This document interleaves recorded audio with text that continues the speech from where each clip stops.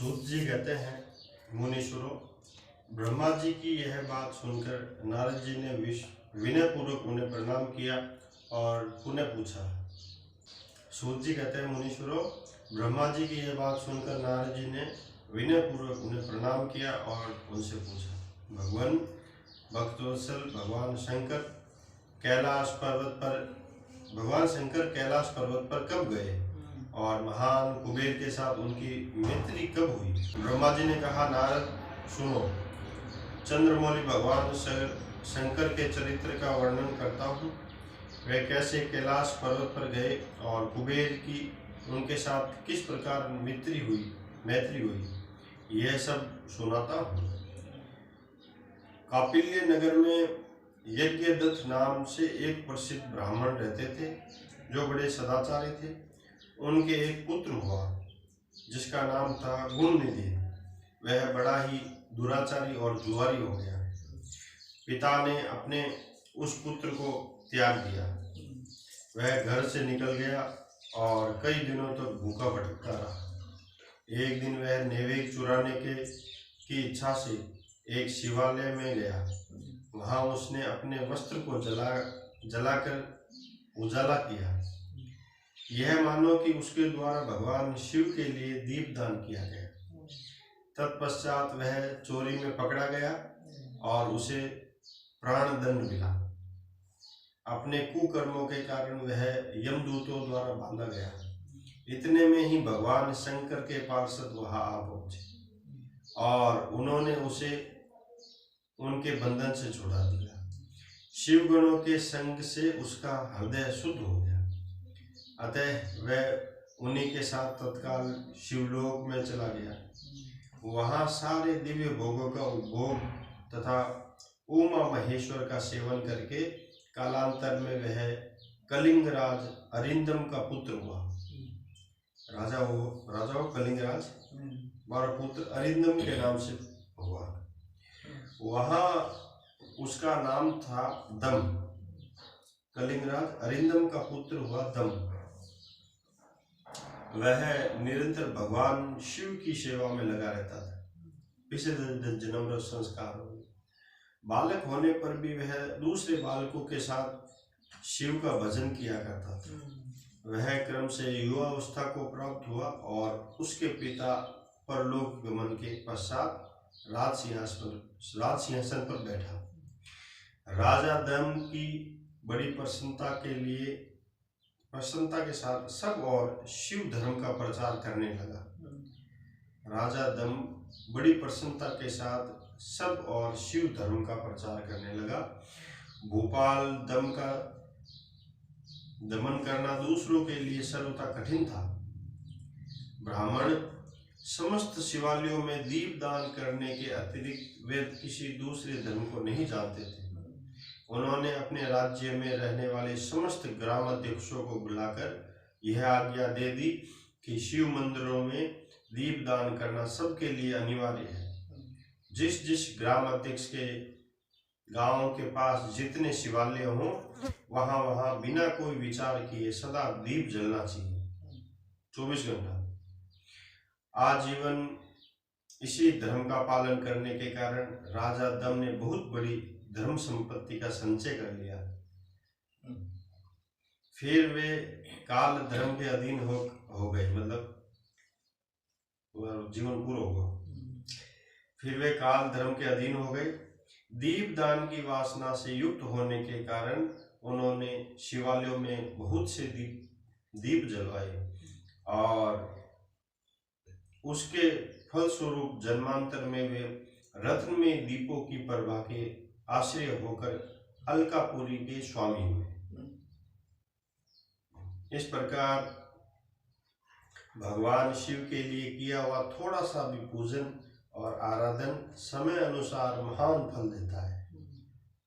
ऐसा जानकर उत्तम सुख की इच्छा रखने वाले लोगों को शिव का भजन अवश्य करना चाहिए। वह दीक्षित का पुत्र जो सदा सब प्रकार से अधर्मों में ही रचा पचा रहता था, देव योग से शिवालय में धन चुराने के लिए गया और उसने स्वार्थवश अपने कपड़ों को दीपक की बत्ती बनाकर उसके प्रकाश से शिवलिंग के ऊपर का अंधेरा दूर कर दिया। वो करे तो चोरी वास्ते ही हो, लेकिन वो भगवान की इच्छा में बढ़िया काम हुआ। इस सत्कर्म के फलस्वरूप वह कलिंग देश का राजा हुआ। कटे तो चोर कटे राजा, और धर्म में उसका अनुराग हो गया। फिर दीप की वासना का उदय होने से शिवालयों में दीप जलवाकर उसने यह दिक्पाल का पद प्राप्त कर लिया। मुनीश्वर देखो तो सही, कहाँ उसका वह कर्म और कहाँ यह दिक्पाल की पदवी, जिसका यह मानव धर्मा प्राणी इस समय यह उपभोग कर रहा है। तात यह तो उसके ऊपर शिव के संतुष्ट होने की बात बताई गई है।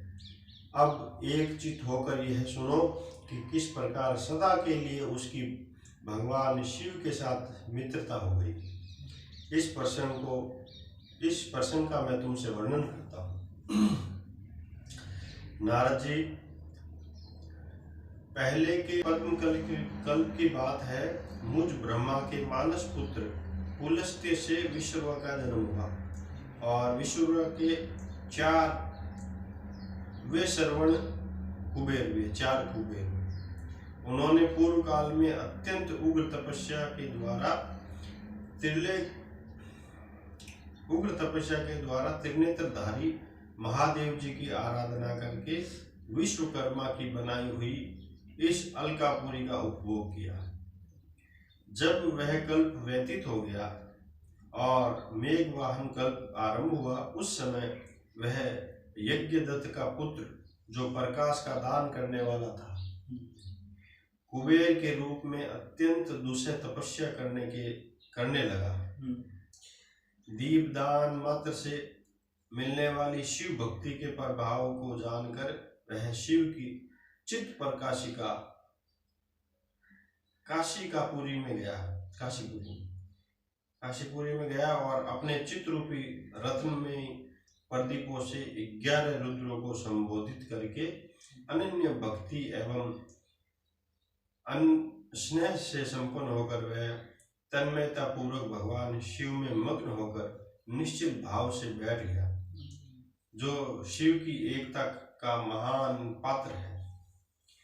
तप रूपी अग्नि से बढ़ा हुआ है।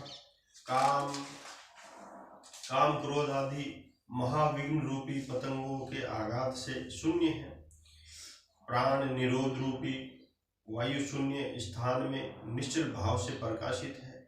निर्मल दृष्टि के कारण स्वरूप से ही निर्मल है, तथा सद्भाव रूपी पुष्पों से जिसकी पूजा की गई है, ऐसे शिवलिंग में प्रतिष्ठा करके वह तब तक तपस्या में लगा रहा जब तक उसके शरीर में एक अस्थि और चर्म मात्र ही रह नहीं गया था। इस प्रकार उसने 10,000 वर्षों तक तपस्या, बस एक जगह बैठ गया तो बैठ ही गया, 10,000 वर्षों तक। तदनंतर विशालाक्षी पार्वती देवी के साथ भगवान विश्वनाथ कुबेर के पास गए। उन्होंने प्रसन्नचित्त से अलकापति की ओर देखा। वे शिवलिंग में मन को एकाग्र करके ठूंठे काठ की भांति स्थिर भाव से बैठे थे।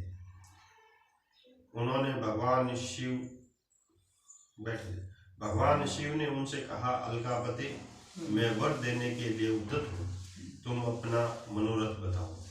यह वाणी सुनकर तपस्या के धनी कुबेर ने ज्यों ही आंखें खोली तो देखा श्री उमा वल्लभ भगवान श्रीकंठ के सामने खड़े दिखाई दिए।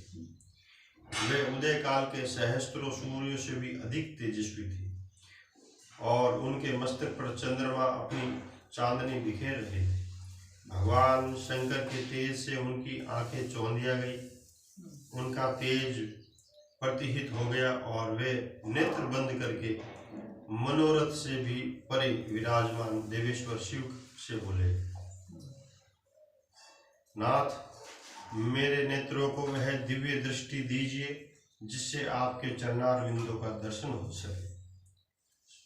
स्वामिन, आपका प्रत्यक्ष दर्शन हो यही मेरे लिए सबसे बड़ा वर है। ईश्वर, दूसरे किसी भी वर से मेरा क्या प्रयोजन, दूसरा मुझे कोई भी वर नहीं चाहिए। ठीक है। चंद्रशेखर, आपको नमस्कार है। कुबेर की यह बात सुनकर देवादिदेव उमापति ने अपनी हथेलियों से उनका स्पर्श करके उन्हें देखने की शक्ति प्रदान की। दृष्टि शक्ति मिल जाने पर यज्ञदत्त के उस पुत्र ने आंखें फाड़ फाड़ कर पहले उमा की ओर देखना प्रारंभ, माता पार्वती जी। वह मन ही मन सोचने लगा, भगवान शंकर के समीप यह सर्वांग सुंदरी कौन है? इसने कौन सा ऐसा तप किया है जो मेरी भी तपस्या से बढ़ गया है? मतलब हमारी भी तपस्या से बड़ो तपस्या एडी की तपस्या करी, जो मेरी भी तपस्या से बढ़ गया है। यह रूप, यह प्रेम, यह सौभाग्य और यह असीम शोभा सभी अद्भुत है। वह ब्राह्मण कुमार बार बार यही कहने लगा। जब बार बार यही कहता हुआ वह क्रूर दृष्टि से उनकी ओर देखने लगा, तब वामा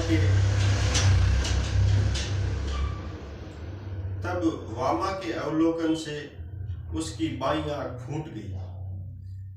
तदनंतर देवी पार्वती ने महादेव जी से कहा, प्रभु, यह दुष्ट तपस्वी बार बार मेरी ओर देखकर क्या बक रहा है?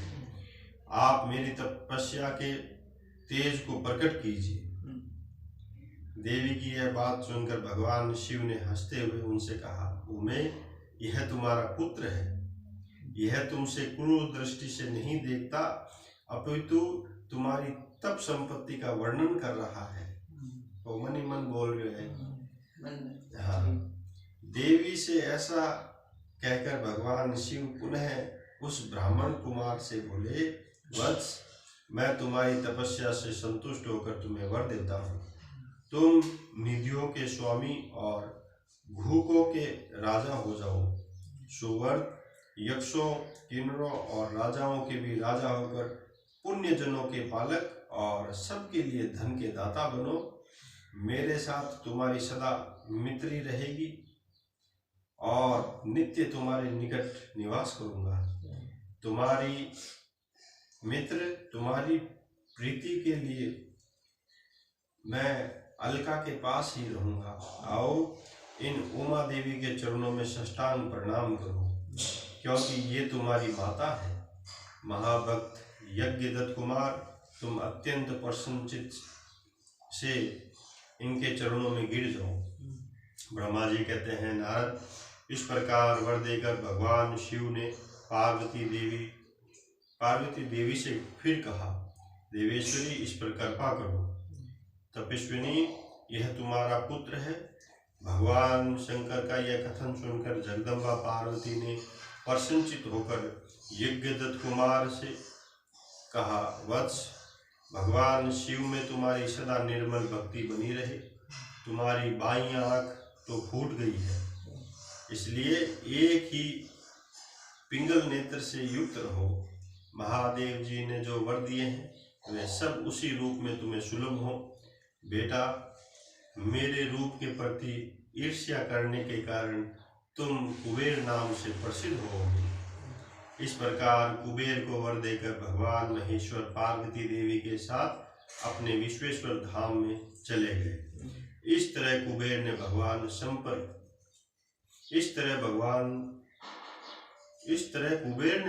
शंकर की मैत्री प्राप्त की और अलकापुरी के पास जो कैलाश पर्वत है वह भगवान शंकर का निवास हो गया। बोले भोलेनाथ शिव शंभू, माता पार्वती मैया की आदेश।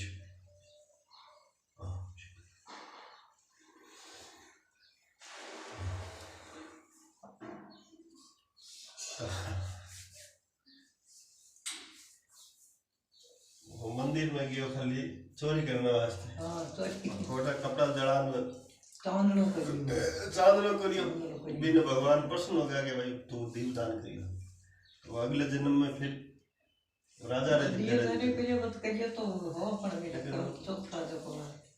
महादेव जी का तो कृपा है।